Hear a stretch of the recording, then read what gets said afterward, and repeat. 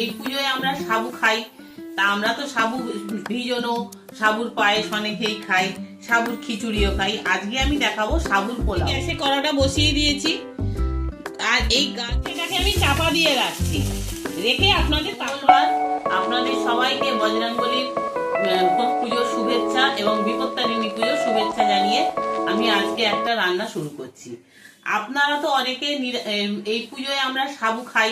তা আমরা তো সাবু ভিজানো, সাবুর পায়েস অনেকেই খাই, সাবুর খিচুড়িও খাই। আজকে আমি দেখাবো সাবুর পোলাও, আর এটা একদম আমাদের ঘরে থাকা উপকরণ দিয়ে দেখাচ্ছি। দেখুন, সাবুটাকে আমি ভিজিয়ে রেখে দিয়েছিলাম, দেখুন পুরো ভিজে গেছে, দেখুন পুরো টিপতে নরম হয়ে যাচ্ছে, দেখুন একদম টিপতে নরম হয়ে যাচ্ছে। আমি 1 ঘন্টা আগে ভিজিয়ে রেখেছিলাম।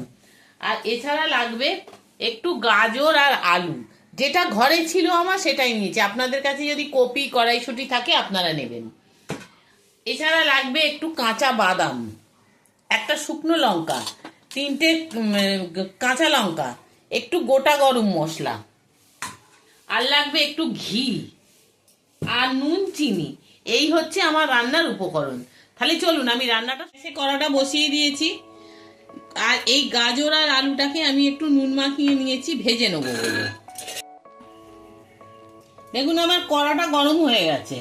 আমি প্রথমে একটু সাদা তেল দেবো।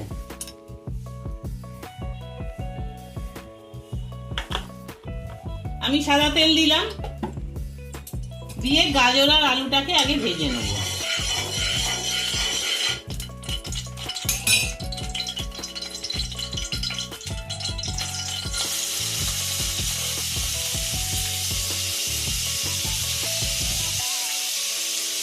এখন আমি গাজর আলুটাকে দিয়ে দিলাম।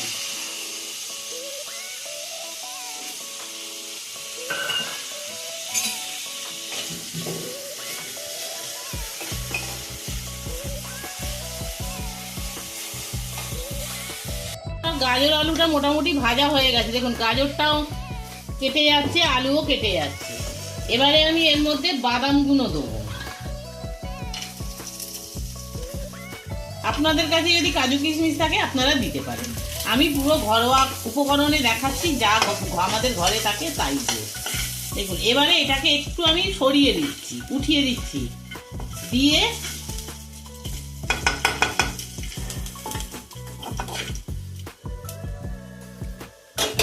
প্রথমে আমি এই শুকনো লঙ্কাটা দিলাম, আর দিলাম গোটা গরম মশলা,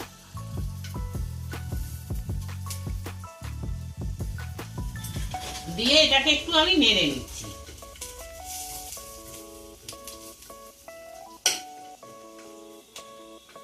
দেখুন এইটা বেশ একটু ভালো যখন গন্ধ বেরিয়েছে গরম মশলাটার ভাজা, তখন আমি আবার এইগুলোকে এর সঙ্গে একসঙ্গে আমি মিশিয়ে দিলাম।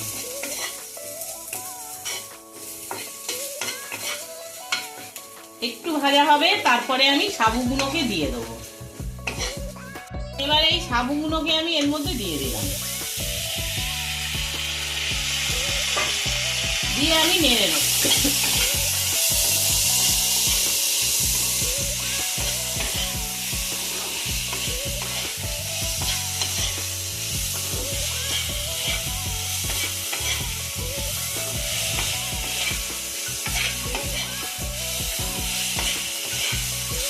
এবারে দেখুন আমি এর মধ্যে একটু সামান্য নুন দিয়ে দিলাম, আর সাবু তো ভেজানোই আছে, সাবু তো আপনাদের দেখিয়েছি নরম হয়ে গেছে।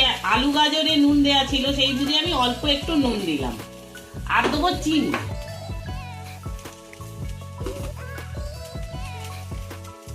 এই দিলাম চিনি।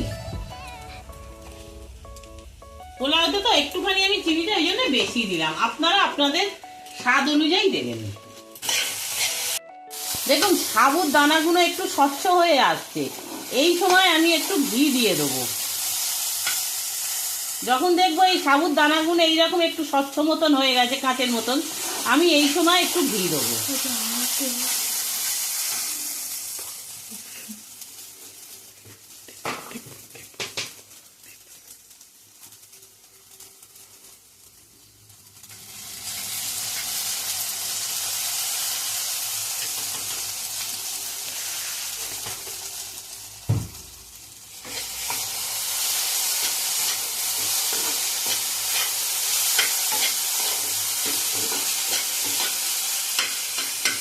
এই সময় গ্যাসটাকে আমি একটুখানি কমিয়ে দিলাম।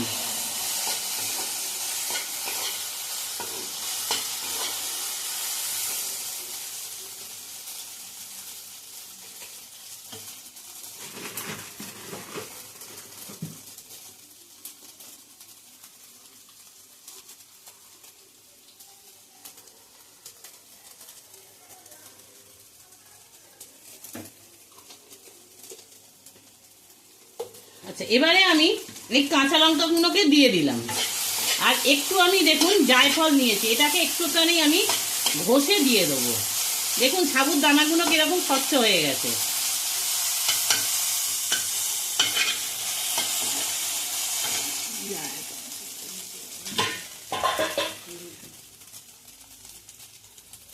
দেখুন এই জায়ফলটাকে আমি অল্প করে ঘষে আমি দিয়ে দেবো।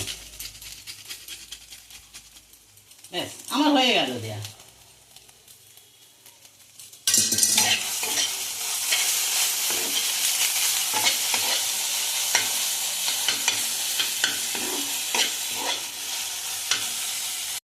এটাকে আমি চাপা দিয়ে রাখছি, রেখে আপনাদের তারপরে আমি দেখাচ্ছি এটা কি অবস্থায় আছে। সাবুর পোলাওটা হয়ে গেছে, আমি নামিয়ে দিয়েছি। দেখুন বেশ ঝরঝরে হয়েছে, এটা ঠান্ডা হলে আরো ঝরঝরে হয়ে যাবে। দেখুন আমি একটুখানি টেস্ট করে আপনাদের দেখাচ্ছি।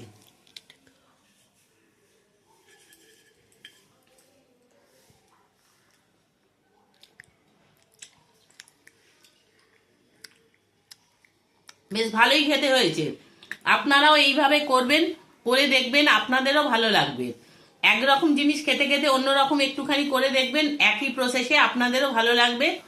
যদি এই রান্নাটা আপনাদের ভালো লাগে আপনারা অবশ্যই একটা লাইক করবেন, পাশে থাকা বেল আইকনটা টিপে দেবেন, আর অন্য বন্ধুদের মধ্যে এটাকে অনেকভাবে শেয়ার করে এটাকে ছড়িয়ে দেবেন, যাতে আরো সবাই এটা দেখতে পারে আর আমি আরো আপনাদের কাছাকাছি চলে আসতে পারি। আপনারা সবাই ভালো থাকুন, সুস্থ থাকুন, এই আশা নিয়ে আজকের ভিডিওটা শেষ করলাম। জয় মা বিপত্তারিণী, জয় বাবা বজরংবলী। আপনারা সবাই ভালো থাকুন, সুস্থ থাকুন।